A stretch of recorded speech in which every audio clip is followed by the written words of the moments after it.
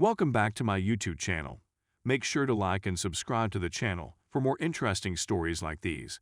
Now, let's get into today's story video. Recently found out my wife cheated on me, got pregnant, and had an abortion 2 years ago.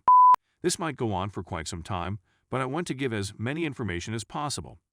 Almost 5 years ago, I met my 23 male, wife 23 female. We married a little more than 2 years ago.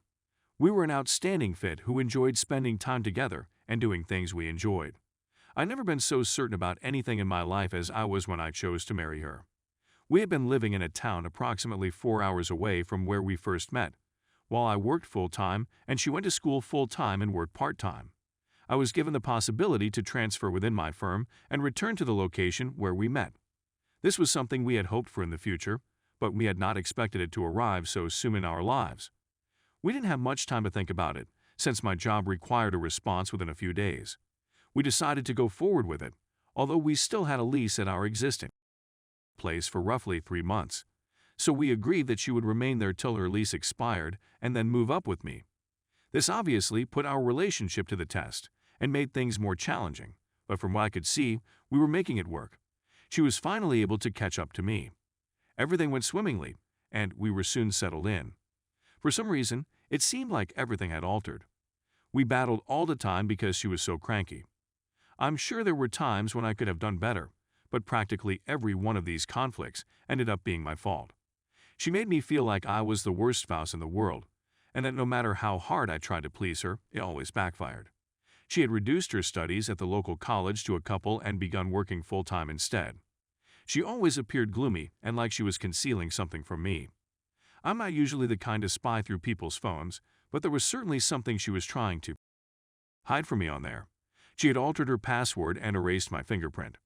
We had always been quite honest with each other and had nothing to conceal, so this was a major red flag for me. I shrugged it off, but it still affected me a lot. She decided a little over a year ago that she wanted to relocate to a city 2 hours away so she could complete her degree quicker. It was unfortunate timing, since I had recently discovered another work with considerably higher salary and hours that I couldn't let go of. So I assisted her in finding an apartment and relocating her. We hadn't been in the finest of places, so I reasoned that the distance would help our hearts grow fonder. I went down there every other week, and she came here whenever she could because of her hectic schedule. Things were still not going well, and things didn't seem to be improving no matter how hard I tried. She came up here at the end of December last year and said we needed to chat. We eventually got around to it on the last day she was here. Essentially, she informed me that she was uncertain about our relationship and where it was headed, but she did not expressly state that she desired a separation or divorce. I drove down to her after I got off work a few days after she had returned home to speak to her and attempt to restore our marriage. I hadn't told her I was on my way, but she contacted me when I was about 15 minutes away. She instructed me to turn around and go home when I informed her I was nearly there. I was distraught and hung up the phone, unsure of what to do or what to anticipate. She returned my phone and said she could see me, but she had arrangements with her friends and couldn't chat for long. When I inquired whether I should simply meet her at her apartment, she replied no, and that we should meet someplace else, such as a parking lot. When I approached her and asked what she was concealing, she flung it back at me. So I met her in this parking lot and we both sobbed. When I asked her what she wanted, she said she wasn't sure, but she doesn't believe we can make this work. She said that she now desired new things and was unable to provide me with what I want. I promised her that I would go out of my way to change in order to retain her in my life. She left me there and went to see a friend. I cried the whole 2-hour drive back home. The following day, we spoke on the phone, and I told her I needed an answer. I'd want to hear her admit she wants a divorce if that's what she's pushing for. She did, after all, say it. But I couldn't accept the reason for her departure. Something else has to have occurred. She said it was the case and that she needed to concentrate on herself. I pushed and pushed to have closure, and I repeatedly questioned her whether she cheated. I told her that would offer me more closure than what she was telling me now, but she refused. It took me roughly 4 months to get back on track in my life. I was rediscovering pleasure through doing things I like, and I even began dating again. The prospect of her absence disturbed me. We even chatted approximately once a week and were nice to one another.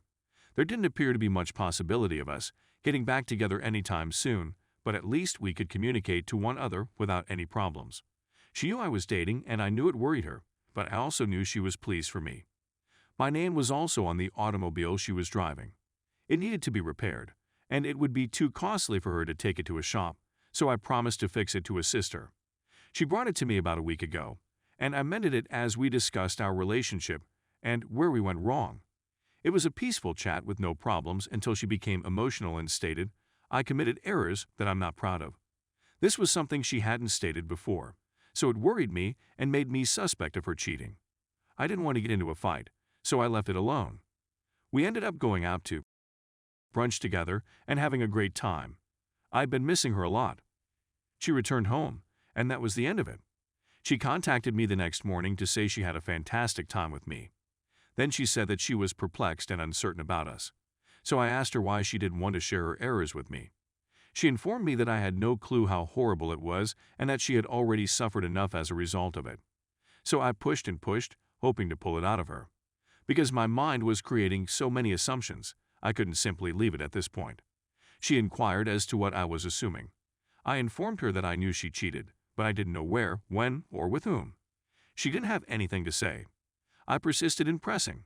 She stated she was feeling nauseous from talking about it and that we should discuss it later since she was in class. She advised me to expect the worst and I'd be correct. So I asked her if she got pregnant, and she didn't say anything. She assured me we could chat later. She contacted me a few hours later. I questioned whether I was correct about her being pregnant. She agreed. I inquired as to whether she had had an abortion. She agreed. She informed me about it when I moved back up here 2 summers ago, only a few months after we married. She said she became inebriated and went home with a man. When the condom ruptured, she resorted to Plan B, yet she still became pregnant. Everything in me wanted to know who it was, but I also realized it wasn't worth jeopardizing my own life because of him. I was furious with her and didn't know what to do. So many things began to make sense, and I understood that all of the difficulties we had over the prior 2 years were not due to my being a horrible spouse, but because she was concealing everything from me and the guilt was crushing her. She couldn't say anything else but, "I'm sorry." She told me she was suicidal as a result of it and regretted she hadn't informed me. I'm not the sort of person who holds grudges, and I honestly hope that I can forgive her for what she did to me. I also recognize that this was really terrible for her to go through, so I'm not trying to seem selfish here. But just when I was regaining my happiness, she smacked me with this. I fell in love with her and wanted to spend the rest of my life with her. Obviously, in order to forgive her, I'll need to lay everything out on the table. It will take time and perseverance to be able to trust her again. I sincerely want to be with her again, but I want to prevent any potential problems in our present life.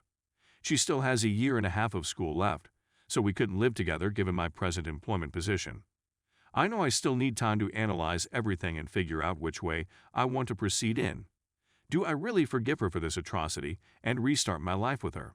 Or should I continue to live my life in search of something new?